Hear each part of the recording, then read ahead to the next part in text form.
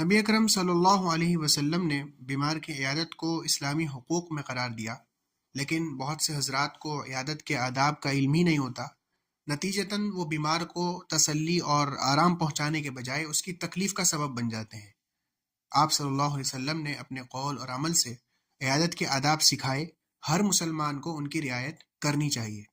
حضرت عائشہ رضی اللہ تعالیٰ عنہ اس سلسلے میں فرماتی ہیں کہ آپ صلی اللہ علیہ وسلم کا معمول تھا کہ جب کوئی شخص بیمار ہوتا تو آپ اپنے داہنے ہاتھ سے اسے چھوتے اور یہ دعا پڑھتے: اذهب البأس رب الناس واشف انت الشافی لا شفاء الا شفاؤک شفاء لا یغادر سقما۔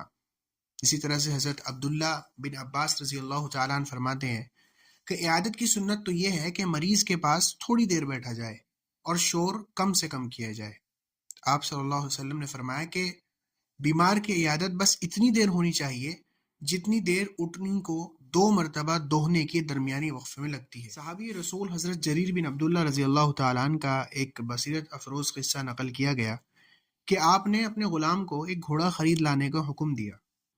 وہ 300 درہم میں گھوڑا خرید کے لایا اور گھوڑے کے مالک کو رقم دلوانے کے لیے ساتھ میں لے آیا۔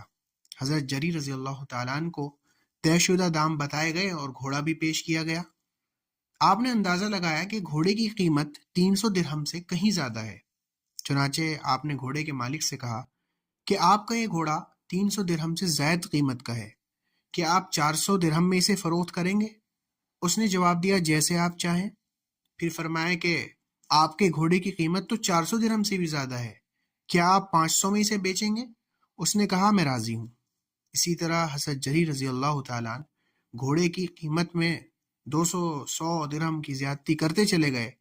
بالآخر 800 درہم میں گھوڑا خرید لیا گیا اور رقم مالک کے حوالے کر دی گئی۔ آپ سے سوال کیا گیا کہ جب مالک 300 درہم میں راضی تھا تو آپ نے اسے 800 درہم دے کر اپنا نقصان کیوں مول لیا؟ آپ نے جواب دیا کہ گھوڑے کے مالک کو قیمت کا صحیح اندازہ نہیں تھا، میں نے خیر خواہی کرتے ہوئے اس کو پوری قیمت ادا کی ہے، کیونکہ میں نے نبی کریم صلی اللہ علیہ وسلم کے ساتھ وعدہ کیا تھا کہ ہمیشہ ہر مسلمان کی خیر خواہی کروں گا، اور میں نے اس وعدے کو ہی پورا کیا ہے۔